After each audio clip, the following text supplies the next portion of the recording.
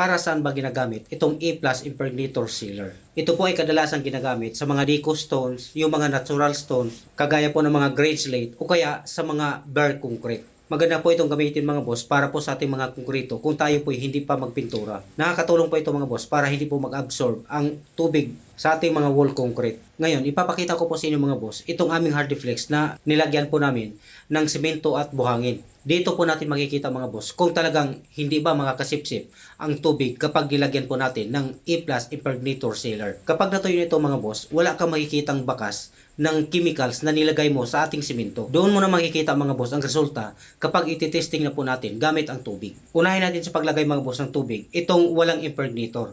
So sa nakikita po niyo mga boss, nag-absorb po ang tubig. Ayan po, mabilis po na nag-penetrate ang tubig sa ating konkrito. At ngayon mga boss, ito naman po ang lagyan po natin ng tubig. Itong ating pinahiran ng A+ impregnator sealer.